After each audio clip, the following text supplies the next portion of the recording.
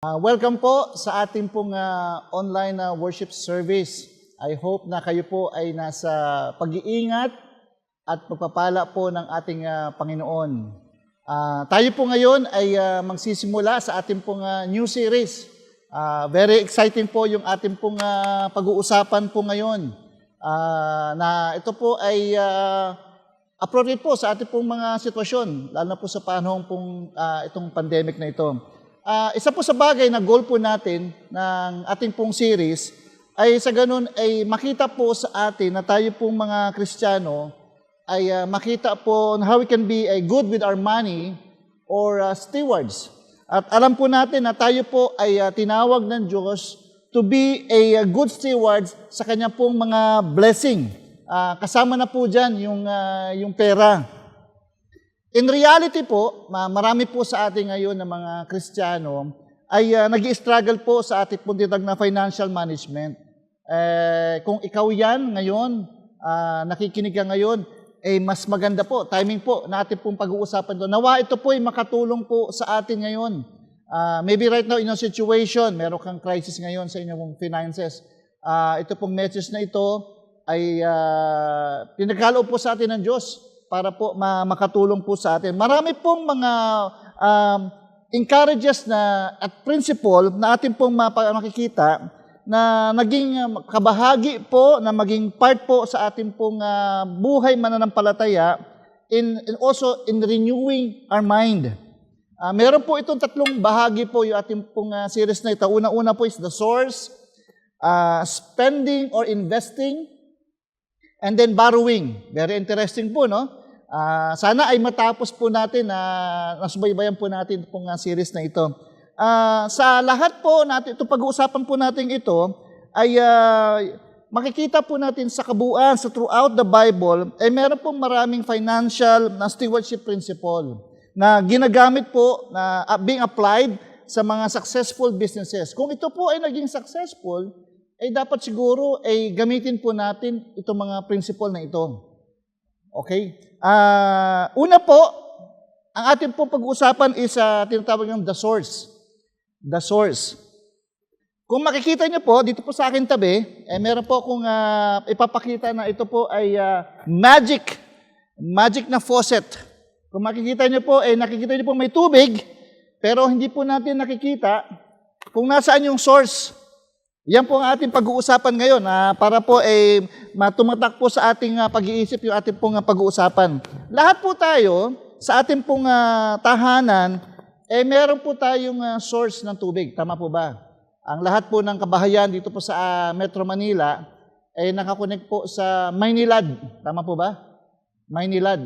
Ang tanong ko, nagbayad na ba kayo ng inyong tubig? Uy, baka hindi pa kayo bayad So check nyo muna ang bill ninyo. So lahat po tayo ay nakakonect sa Maynila, yan po ang ating source. Yung iba naman po, pagka pumunta po tayo sa mga probinsya, dyan po sa may bandang Tanay, ako'y nakapunta po dyan, meron po mga tubo na yan, tinatanong ko, abot ba dito ang Maynila? Hindi po. Sila daw po ay nakakonekta sa spring na tinatawag. Kumbaga natural. Sarap to, no? Natural, very natural. Ang iba naman po ay nakakonekta sa tinatawag na deep well. Di ba po? Sa deep well, sa Zambales po, sa campsite, yan po ay deep well. Umaabot siguro, aabot po yun mga 100 feet para lang makuha yung pinakamalinis na tubig.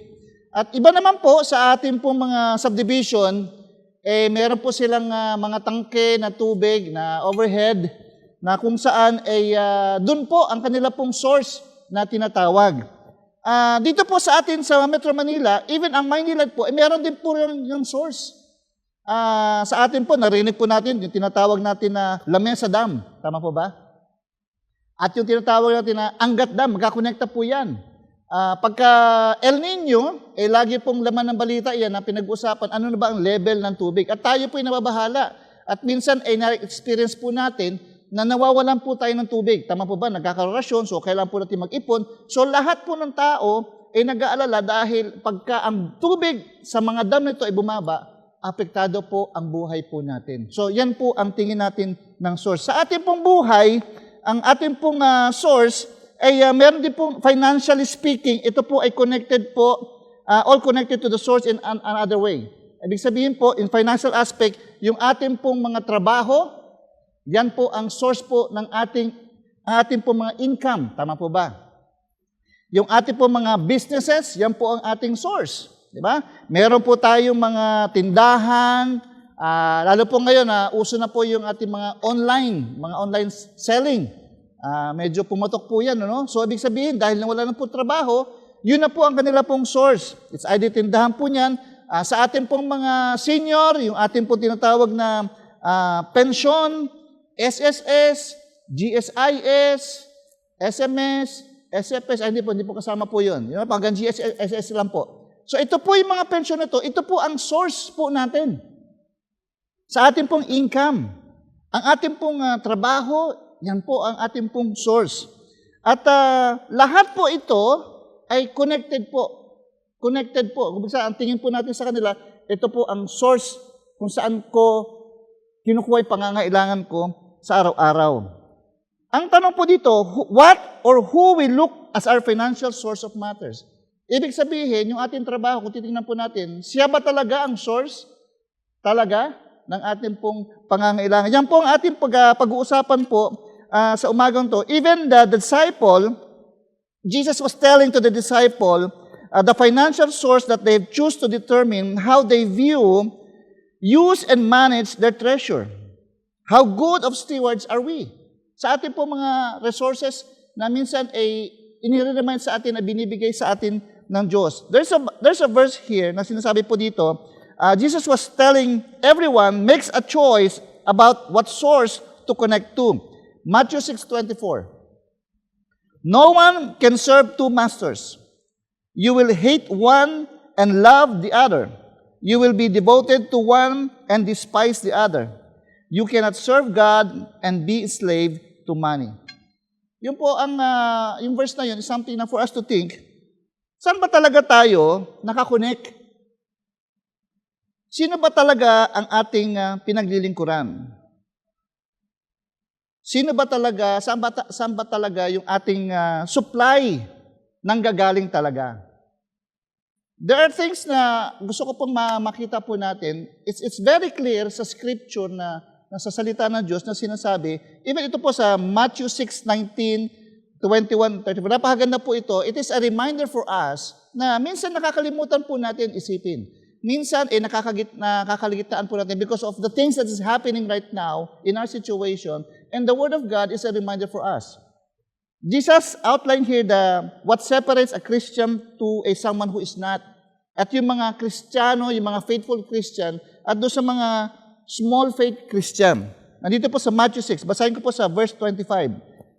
That is why I tell you not to worry about everyday life. Whether you have enough food and drinks or enough clothes to wear, isn't life more than food and your body more than the clothing? Look at the birds. They don't plant or harvest or store food in barns.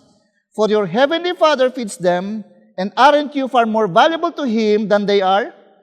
Can all of your worried add single moments to your life? Napaka-klaro po, no? Na pinahalimbawa po tayo sa mga ibon. And the things na ano yung meron sa atin, tayo po nag-aalala. Verse 28. And why worry about clothing? Look at the lilies and the field and how they grow. They don't work and make their clothing. Yet Solomon in all his glory was not dressed as beautiful as they are. And if God cares so wonderful for wildflowers, they are here today and thrown into the fire tomorrow. He will certainly care for you. Why do you have so little faith? Ano? Bakit ba tayo yung ating pong pag-aalala? Na tayo po is mas espesyal sa Diyos. 31. So I don't worry about these things saying, what will we eat? What will we drink? What will we wear? These things dominate our thoughts of unbelievers. But your heavenly Father already knows all your needs. Seek the kingdom of God above all else, and live righteously, and He will give you everything you need. And this is our conclusion, 34. So don't worry about tomorrow, for tomorrow will bring its own worries. Today's trouble is enough for today.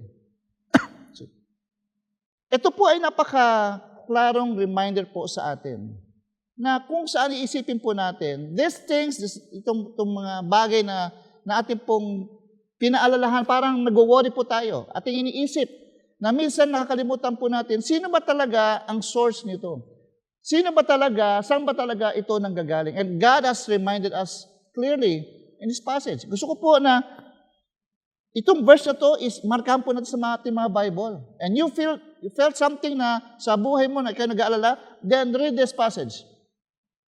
It will encourage your life, it will encourage your thought, it will encourage your heart, and you will be encouraged. Dalawang bagay po pinakita po dyan, ano? Yung pagkakaisip ng yung tao na hindi mananampalataya at saka yung mananampalataya. Sa hindi mananampalataya, they stores earthly treasure. Earth-minded, worry first, uncertain about things. Mga isip na ganun. Kung ikaw ay mananampalataya, ibig sabihin, you stores heavenly treasure. Eternity-minded. Yung mga bagay na makalangit. Dahil alam natin na lahat dito sa lupa ay temporary lamang. Trust God first in any situation. Ang Diyos ang ating pinagkakatiwalaan na God. Certain about who God is. He is bigger than everything. Mas malaki sa lahat ng bagay. Meron po ako ikikwento na something na very interesting kasi yung mindset po ng tao minsan on how they view things. Ito po ay nasa buhay po ni Thomas Edward Lawrence. Si Thomas Edward Lawrence po, siya po ay archaeologist, army officer, diplomat, and writer. During that time, the World War I, siya po ay he fought alongside with the Arabs in the Middle East against the Turkey army. Nung time na po na yon, magkasama po sila, and for that time, nagkaroon po sila ng pagkakaibigan, ng friendship. And sa mga sheikh of the Arabia, pag kung sa sheikh, ito po yung mga officer at the time ng Arabia. And after po nung time na yon, nung gera na yon, ay sinama po ni Thomas Edward itong mga sheikh na to sa England. In appreciation dahil nagpasalamat po siya, so tinur niya po dun sa England. And then nagkaroon sila ng pinakain niya or maybe pinasyal niya. And then they have a great time at that time nung kanilang pong pagbisita. And then meron po sinabi si Lawrence, sabi niya, ito na po ang inyo pong last night dito. Nag-offer siya ng something. Sabi niya, anything that you wanted to take back sa inyo pong pag-uwi, sa inyo pong desert homes. At ang ginawa po ng mga sheikh na ito ay dinala po si Lawrence doon sa hotel. At itinuro po nila yung faucet. Sabi nila, gusto namin dalhin itong faucet na to na magpo-provide sa kanila ng tubig sa desert. At hindi nila na-realize, hindi po nila naisip na yung faucet na yon ay meron pong talagang source, hindi mismo ang faucet na yon ang nagbibigay ng tubig. Meron pong behind, meron pong plumbing, meron pong lahat ng tubo-tubo na konektado, either baka meron silang tangke at that time, so hindi po nila naintindihan. Ang faucet po is something just a tool na binibigay, na ginagamit po para magkaroon ng tubig at the time. So hindi po naintindihan ng mga sheikh na yan. Maaaring sa atin po, yung ating pong mga trabaho, yung ating businesses, yung ating mga pensyon, yan po is just another faucet.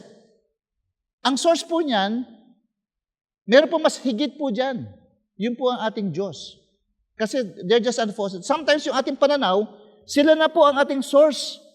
At minsan, kung hindi na po sila nakakapag-produce ng tubig, may lumalabas sa tubig, that's why sometimes yung ating buhay is so affected. Depression, pag-aalala, lahat ng bagay, pumapasok po yan. Tandaan po natin, are you trusting the faucet or are you trusting God? Are you trusting your job? Are you trusting your pension? Are you trusting your insurance? Are you trusting your business? Or are you trusting God? And that is a question for us now. Sana po is, if we understand this, is, paano nga ba? Why should I trust God? Bakit nga ba? Una-una po is, number one po, is He knows everything. He knows everything.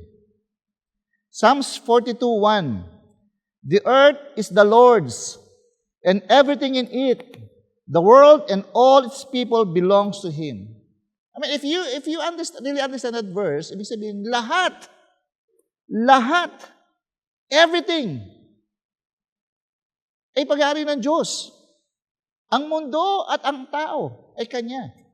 Kung ang Diyos ang nagmamayari, ibig sabihin, siya ang ultimate source natin in everything that we need in our life. Psalms 89:11, the heavens are yours, and the earth is yours. Everything in the world is yours. You created it all. Ang Diyos ang naglalang. So, ang pera, ay yung trabaho, ang lahat ng yan, ay ginawa ng Diyos yan eh. Sa Diyos nang galing yan eh. So, it is a reminder for us that He owns everything. He is our main source. So, what should I do? I need to recognize that God owns everything that I have. Lahat. Anything. Bahay mo, kung ano man meron ka, yan ay pag-aari ng Diyos. Ibig sabihin, pwedeng kunin ng Diyos yan, pwedeng palitan, pwedeng magbigay na mas maganda. Maybe the job that you have right now, iniisip mo na ikaw, no, galing sa Diyos yan. Hindi mo nga alam kung mayroong pinipare sa Diyos na mas malaking trabaho. So, in our mind, you have to think, He owns everything. Number 2, He has proven Himself in the past. He has proven Himself in the past. Ito po yung nangyari po kay Moses, Deuteronomy 5:15. Remember that you were once slave in Egypt, but the Lord your God brought you out with His strong hand and powerful arm. That is why the Lord your God is commanded you to rest on the Sabbath day. At that time, Moses, pinrovide po ng Diyos na sila po inilabas po out of slavery. Yung kwento po na yon. At that time, pinatawid po sila sa Red Sea. Parted the Red Sea. Nakatakas po sila. Habang sila sa wilderness, God provided for the manna and the quail. At sila po yung naglalakad, provided the pillar of cloud and fire. Marami pong occasions sa Old Testament that God provided for His people. Kung ginawa ito ng Diyos in the past, do you think hindi gagawin ng Diyos to sa iyo ngayon? Think about it. Think about it. So, ibig sabihin, how you look at God, paano mo siya tinitingnan ngayon? He has proven. Romans 5:5. And this hope will not lead to disappointment. Tandaan po natin. And this hope will not lead to disappointment. For we know how dearly God loves us, because He has given us the Holy Spirit to fill our hearts with His love. But God showed His great love for us by sending Christ to die for us while we were still sinners. Even God, hindi lang po material ang Kanya pong ipinrovide sa atin.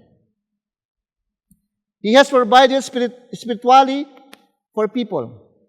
Sacrificing Christ, ibinigay niya po yung Kanyang anak, yung Kanyang pong pag-ibig sa atin. Yan po ay kalaki po how generous our God is na ibinigay niyo po even yung Kanya pong anak.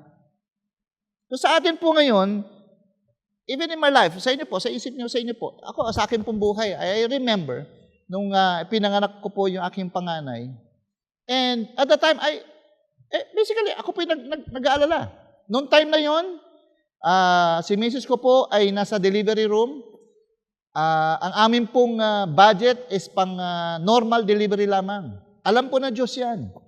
Yan po aming pinagandaan. And we pray about it.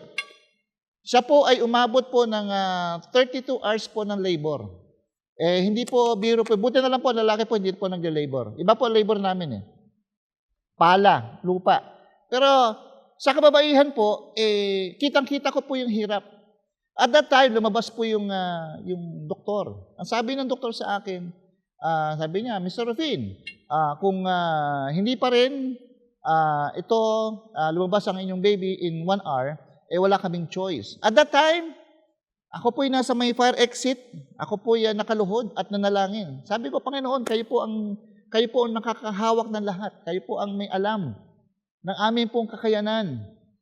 Sabi ko po, Panginoon, kayo po ang may control ng lahat. Tinugon po ng Diyos. Alam po ng Diyos, siya po ang source po ng aking kalakasan. Ipinanganak po aking panganay ng normal. And I praise God for that. In this church, ito pong church, in the past, God has shown us na siya po ay naging faithful po. And God provide for this ministry. Nasaksihan ko po kung gaano po ang Diyos ay naging tapat po sa simbahan ito. Kung paano po ang Diyos ang nagbigay ng mga pangangailangan ng simbahan ito. And now, right now, we are in this building because God has proven Himself in the past. Ipinakita niyo po yun sa atin. Yourself, sa sarili mo. Maybe you start thinking, ano ba ang nagawa ng Diyos sa akin sa past? Sometimes, madali po tayo makalimot eh. Try to recall. Maybe, meron kang situation sa bahay mo na hindi ka makabayad ng upa and suddenly God provided. Maybe your tuition. Maybe your sickness. Maybe meron kang sitwasyon and God has shown you that He is the source. Maybe think about that. Isipin mo mabuti. And remember those times that naging tapat ang Diyos sa iyo.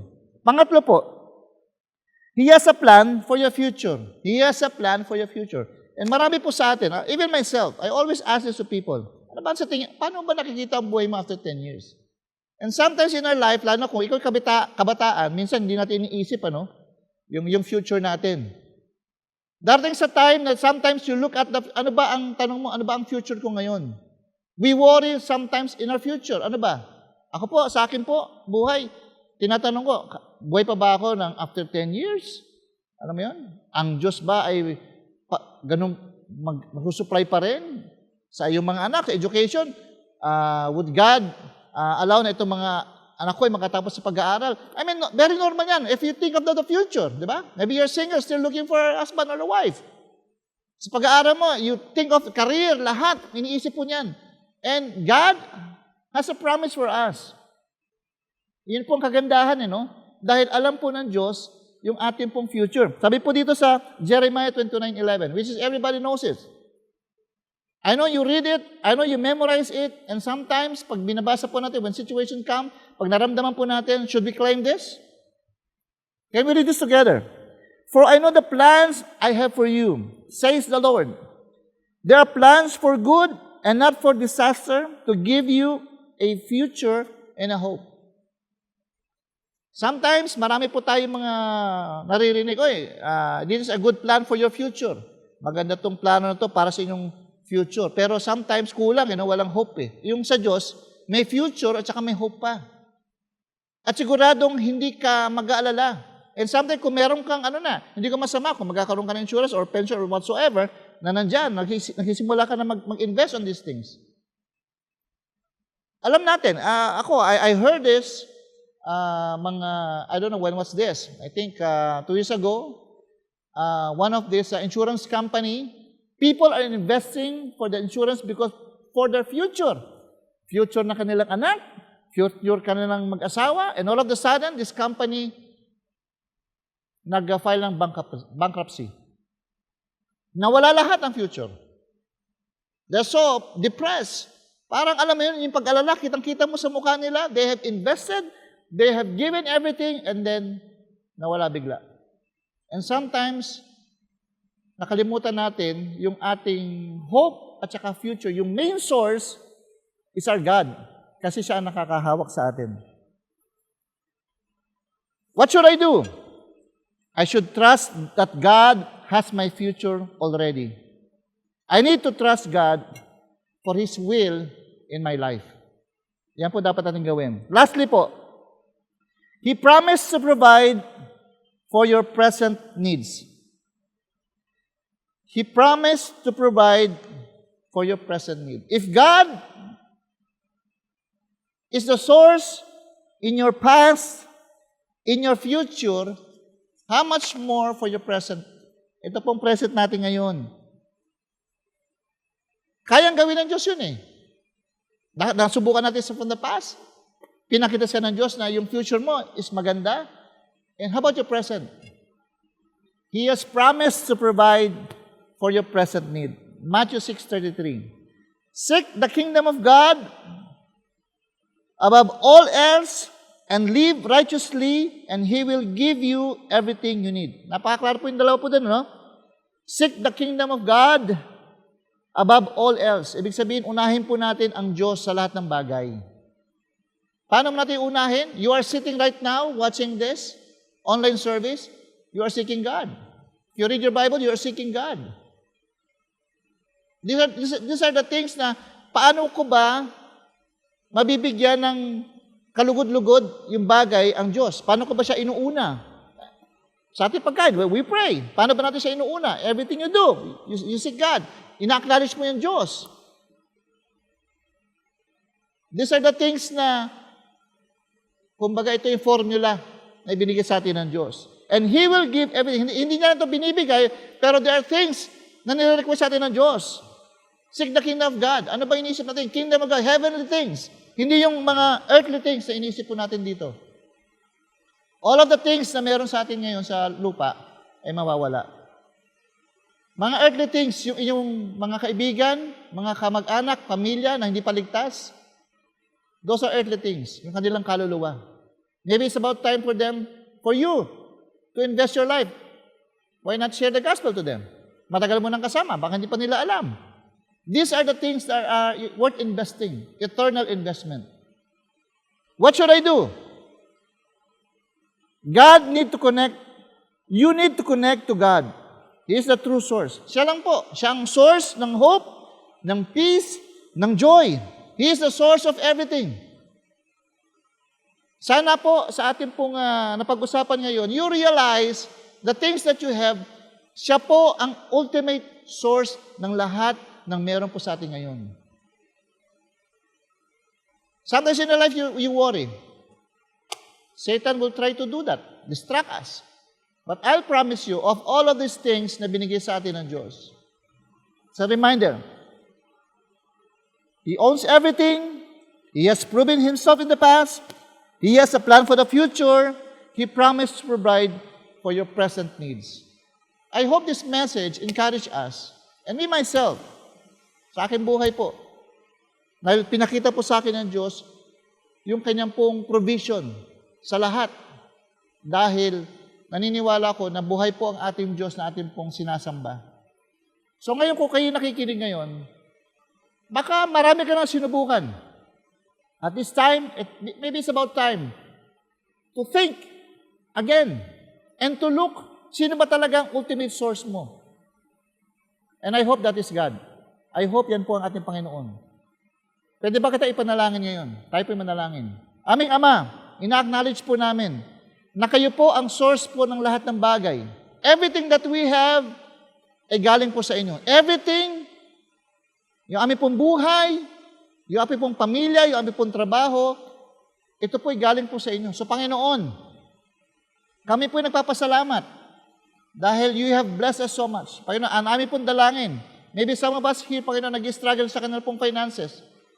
Through this message, Panginoon, ay nakita po namin na hindi po ang aming trabaho, ang aming po mga pensyon, ang aming po mga negosyo, kundi kayo lang po ang may source. Kayo po may hawak na lahat ng bagay nito. I pray, Father, that you bless them. You bless them, Panginoon, yung kanila pong ginagawa, yung kanila pong trabaho, na kayo po ang kanila pong mapagpurihan. Kayo po ang kanyang mapasalamatan. So, Panginoon, marami pong salamat sa inyo pong katuruan. Marami pong salamat sa inyo pong salita na buhay na patuloy na nagpapa-remind, Panginoon, sa amin na kayo lang po ang aming source of everything. Muli, Panginoon, binabalik po namin lahat sa pangalan ni Jesus. Amen.